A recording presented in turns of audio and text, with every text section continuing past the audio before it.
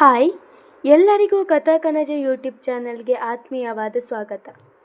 ಇವತ್ತು ನಾನು ಸರ್ವಮಂಗಳ ಮಾಂಗಲ್ಯ ಕಥೆಯ 55ನೇ ಎಪಿಸೋಡ್ನ ಜೊತೆ ನಿಮ್ಮ ಮುಂದೆ ಬಂದಿದ್ದೇನೆ. ಈ ಕಥೆ ನಿಮಗೆ ಇಷ್ಟವಾಗಿದ್ದಲ್ಲಿ ಅಥವಾ ನೀವಿನ್ನು ಹೊಸದಾಗಿ ನಮ್ಮ ಚಾನಲನ್ನು ನೋಡ್ತಾ ಇದ್ದಲ್ಲಿ ತಪ್ಪದೆ ನಮ್ಮ ಚಾನಲನ್ನು ಸಬ್ಸ್ಕ್ರೈಬ್ ಮಾಡಿ. ಹಾಗೆ ಕಥೆಯ ಬಗ್ಗೆ ಅನಿಸಿಕೆಗಳನ್ನು ಕಮೆಂಟ್ ಸೆಕ್ಷನ್ನಲ್ಲಿ ತಿಳಿಸಿ. ಅಧ್ಯಾಯ 55. ಇನ್ನೂ ಎಷ್ಟು ಹೊತ್ತೆ? ಅದೇನು ಹುಡುಗಿರೋ ಏನೋ, ರೆಡಿ ಆಗೋಕ್ಕೆ ಅದೆಷ್ಟು ಟೈಮ್ ತಗೋತೀರಾ? ಬೈಕ್ನಲ್ಲಿ ಕೂತತನವು ಸಿಡಿಮಿಡಿಗೊಂಡನು. ಬಂದೆ ಎಂದ ಹುಡುಗಿ ಸೀರೆಯ ನೆರಿಗೆಯನ್ನು ಸರಿಪಡಿಸಿಕೊಳ್ಳುತ್ತಾ ಹೊರಬಂದರೆ ಅವಳನ್ನು ಸೀರೆಯಲ್ಲಿ ಕಂಡು ಮೊದಲ ಬಾರಿಗೆ ಕಳೆದು ಹೋದನು ತನವು. ನಾನು ರೆಡಿ, ಹೊರಡೋನ್ವಾ? ಅವಳ ಧ್ವನಿ ಅವನ ಕಿವಿಗೆ ಬೀಳಲೇ ಇಲ್ಲ. ಹಲೋ ಯಜಮಾನ್ರೆ, ಹೊರಡೋಣ ಅಂದೆ. ನನ್ನ ಮಾತು ಕೇಳಿಸ್ತಾ ಇದೆಯಾ? ಅವನ ಮುಖದ ಮುಂದೆ ಕೈ ಆಡಿಸಿ ಜೋರಾಗಿ ಹೇಳಿದಳು.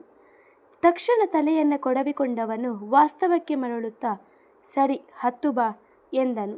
ಅಂದಹಾಗೆ ನಾನು ಈ ಸೀರೆನಲ್ಲಿ ಹೇಗೆ ಕಾಣಿಸ್ತಾ ಇದ್ದೀನಿ ಅಂತ ನೀನು ಹೇಳಲೇ ಇಲ್ಲ? ನಾಚುತ್ತಾ ಕೇಳಿದಳು.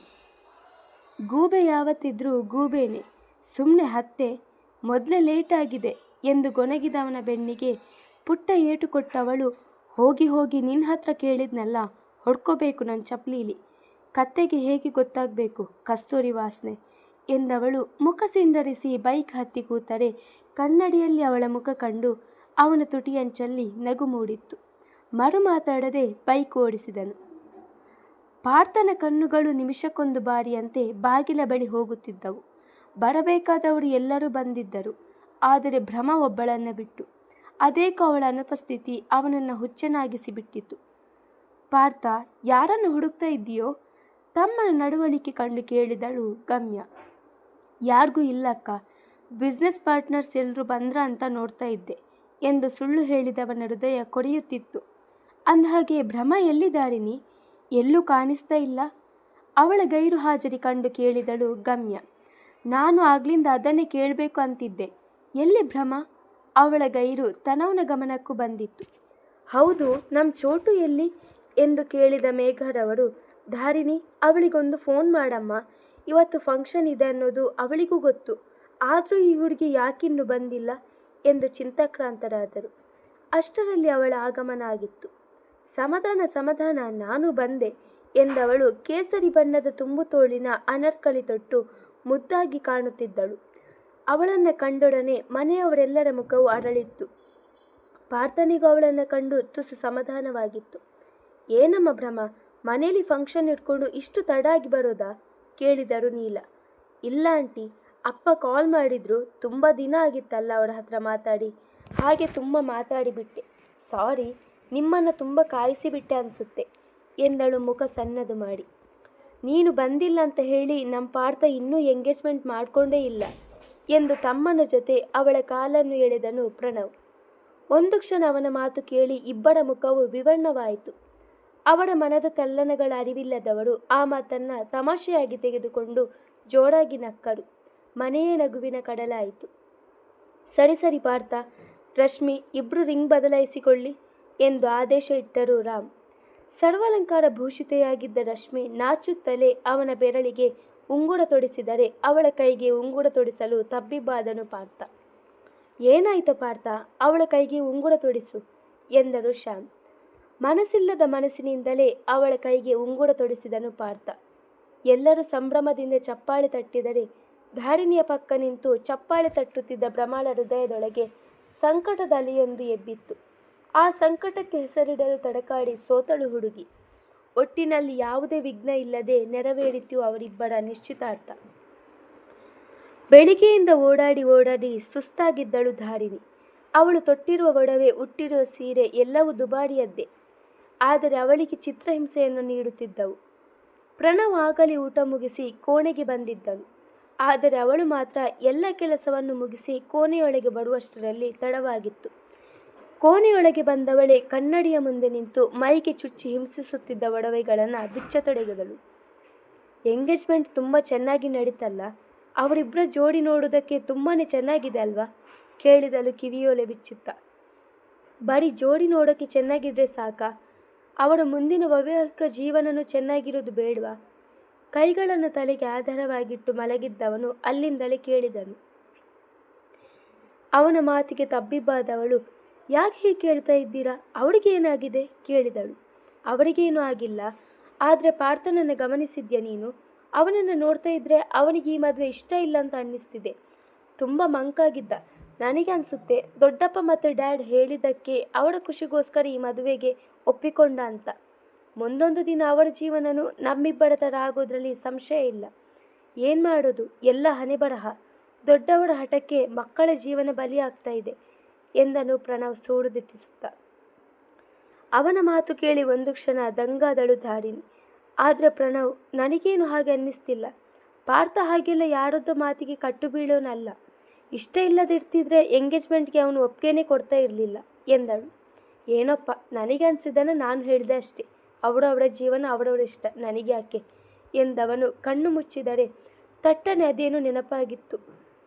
ಒಡನೆ ಕಣ್ಣು ಬಿಟ್ಟವನು, ಅಂದಹಾಗೆ ನೀನಿವತ್ತು ಆ ಸೀಟಿನಲ್ಲಿ ತುಂಬ ಚೆನ್ನಾಗಿ ಕಾಣಿಸ್ತಿದ್ದೆ ಎಂದನು ಯಾವುದೇ ಏರಿಳಿತವಿಲ್ಲದ ಧ್ವನಿಯಿಂದ.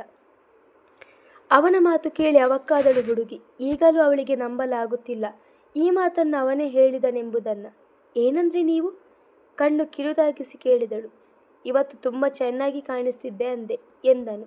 ಅದೇಕೋ ಅವಳ ಕದಪುಗಳು ರಂಗೇರಿದವು. ಈ ಮಾತನ್ನು ನೀವೇ ಹೇಳ್ತಿರೋದು? ನಮ್ಮೋದಕ್ಕೇನಾಗ್ತಿಲ್ಲ ಎಂದವಳಿಗೆ. ಯಾಕೆ? ಇವತ್ತು ತುಂಬ ಚೆನ್ನಾಗಿ ಅಲಂಕಾರ ಮಾಡಿಕೊಂಡಿದ್ದೆ, ಅದಕ್ಕೆ ಚೆನ್ನಾಗಿ ಕಾಣಿಸ್ತಿದೆ ಅಂತ ಹೊಗಳಿದೆ. ಇದರಲ್ಲೇನು ಆಶ್ಚರ್ಯ? ಹೊಗಳೋದು ಕೂಡ ತಪ್ಪಾ? ಚೆನ್ನಾಗಿ ಕಂಡಾಗ ಚೆನ್ನಾಗಿ ಕಾಣ್ತಿದೆ ಅಂತ ಹೇಳಿದೆ, ಮತ್ತಿನ್ನೇನು ಹೇಳಬೇಕಿತ್ತು ಎಂದು ಅವಳತ್ತ ನೋಟ ಬೀರಿ ಕೇಳಿದವನು, ಅದೇನು ಹುಡುಗಿರೋ, ಹೊಗಳಿದ್ರೂ ತಪ್ಪು ಹೊಗಳದೇ ಇದ್ರೂ ತಪ್ಪು ಎಂದು ತನ್ನಲ್ಲೇ ಗೊಣಗಿಕೊಂಡು ನಿದ್ದೆಗೆ ಜಾರಿದರೆ ಅವನ ಮಾತು ಕೇಳಿದ ಅವಳ ಕಣ್ಣುಗಳು ನಿಮ್ಮೆ ಗಾತ್ರಗಳಾಗಿದ್ದವು. ಅದೇಕೋ ಅವನ ಕಡೆ ಅವಳ ಹೃದಯ ವಾಲಿತ್ತು. ಪ್ರತ್ಯುತ್ತರ ಕೊಡಲಾಗದೆ ತನ್ನ ಬಟ್ಟೆಗಳನ್ನು ಎತ್ತಿಕೊಂಡು ಬಟ್ಟೆ ಬದಲಾಯಿಸಲು ಹೋದಳು.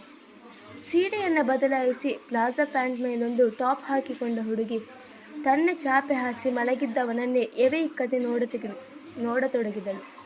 ಯಾಕೋ ಗೊತ್ತಿಲ್ಲ ಪ್ರಣವ್, ಬೇಡ ಬೇಡ ಅಂದರೂ ನನ್ನ ಮನಸ್ಸು ನಿಮ್ಮ ಕಡೆ ಬಾಳ್ತಾ ಇದೆ. ಮದುವೆ ಆದ ಮೊದಲನೇ ದಿನವೇ ನೀವು ನನ್ನ ದೃಷ್ಟಿನೇ ಕೆಳಮಟ್ಟಕ್ಕೆ ಹೋಗಿದ್ರಿ. ಆಗ ನಿಮ್ಮ ಬಗ್ಗೆ ಎಳ್ಳಷ್ಟು ಗೊತ್ತಿರಲಿಲ್ಲ ನನಗೆ. ಆದರೆ ಈ 1 ತಿಂಗಳಿನಲ್ಲಿ ನಿಮ್ಮ ಜೊತೆಗಿನ ಒಡನಾಟ ನೋಡಿದ ಮೇಲೆ ನನಗೆ ಅರ್ಥ ಆಗಿದ್ದು ಒಂದೇ, ನೀವು ಕೆಟ್ಟವರಲ್ಲ, ನಿಮ್ಮಲ್ಲೂ ಒಳ್ಳೆತನ ಇದೆ. ಆದರೆ ಯಾಕೆ ಮಾವನಿಗೆ ನಿಮ್ಮನ್ನು ಕಂಡ್ರೆ ಅಷ್ಟಕ್ಕಷ್ಟೇ ಗೊತ್ತಿಲ್ಲ. ಉತ್ತರ ಹುಡುಕೋ ಪ್ರಯತ್ನದಲ್ಲಿದ್ದೀನಿ. ಆದರೆ ಒಂದಂತೂ ಸತ್ಯ ಪ್ರಣವ್, ನೀವು ಯಾವತ್ತಿದ್ರೂ ನನ್ನವರೇ. ಮದುವೆ ಬಗ್ಗೆ ನಿಮ್ಮ ಮನದಲ್ಲಿ ಮೂಡಿರೋ ತಪ್ಪು ಕಲ್ಪನೆನ ನಾನು ದೂರ ಮಾಡಿ ನಿಮ್ಮ ಹೃದಯದಲ್ಲಿ ಪ್ರೀತಿ ದೀಪನ ಆದಷ್ಟು ಬೇಗ ಹಚ್ತೀನಿ ಎಂದವಳೆ ಮಗುವಿನಂತೆ ಮಲಗಿದ್ದವನ ಹಣೆಯ ಮೇಲೊಂದು ತಾಕದಂತೆ ಮುತ್ತಿಟ್ಟವಳು ದೀಪ ಆರಿಸಿ ಮೈ ಒಡ್ಡಿದಳು.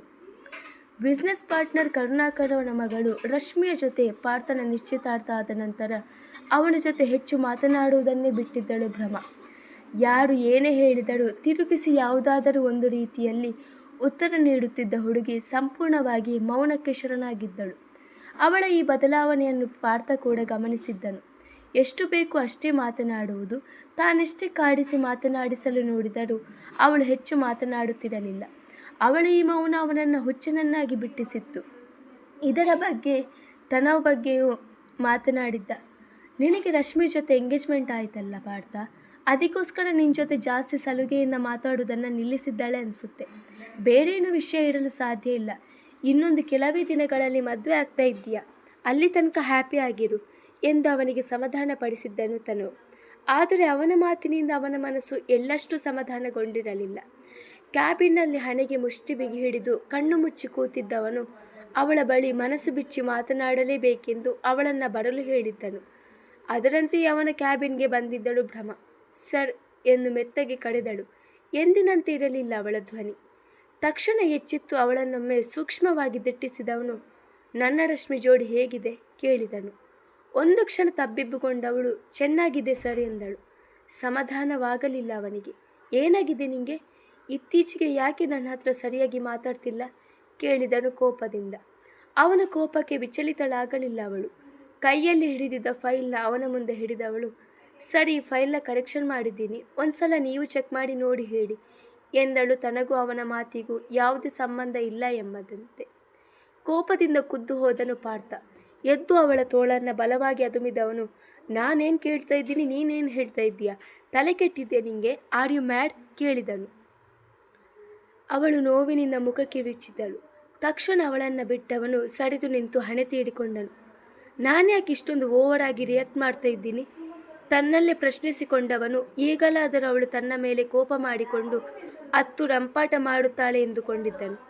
ಆದರೆ ಅವನ ಅನಿಸಿಕೆಯನ್ನು ಮೌನವಾಗಿ ನಿಂತು ಸುಳ್ಳು ಮಾಡಿದ್ದಳು ಭ್ರಮ. ತಲೆ ಕೆಟ್ಟಂತೆ ಆಯಿತವನಿಗೆ. ಅವನ ಟೇಬಲ್ ಮೇಲೆ ಫೈಲ್ ಇಟ್ಟ ಹುಡುಗಿ ಅಲ್ಲಿಂದ ಹೊರಗೆ ಬಂದಳು. ಮುಂದುವರಿಯುವುದು. ಸ್ಟೋರಿ ವಿಡಿಯೋನಲ್ಲಿ ಸಾಕಷ್ಟು ಡಿಸ್ಟರ್ಬೆನ್ಸ್ ಇದೆ. ಬಿಕಾಸ್ ನಾನಿರೋದು PGನಲ್ಲಿ. ಇಲ್ಲಿ ರೂಮ್ ಒಳಗೆ ಕೂತ್ಕೊಂಡು ನಾನು ವೀಡಿಯೋಸ್ ಮಾಡ್ತಿದ್ದೀನಿ. ಬಟ್ ನನಗೆ ಇಲ್ಲಿ ತುಂಬ ಮಂದಿ ಗರ್ಲ್ಸ್ ಇರೋದ್ರಿಂದ ಅವ್ರ ಹತ್ರ ಹೇಳೋದಕ್ಕೂ ಆಗ್ತಿಲ್ಲ, ನೀವು ಸೈಲೆಂಟ್ ಆಗಿರಿ ಅಂತ. ಹಾಗಾಗಿ ಡಿಸ್ಟರ್ಬೆನ್ಸ್ ತುಂಬ ಇದೆ. ಸೊ ಪ್ಲೀಸ್ ಅದರ ಕಡೆ ಗಮನ ಕೊಡಬೇಡಿ, ಸ್ಟೋರಿ ಬಗ್ಗೆ ಮಾತ್ರ ಗಮನ ಕೊಡಿ.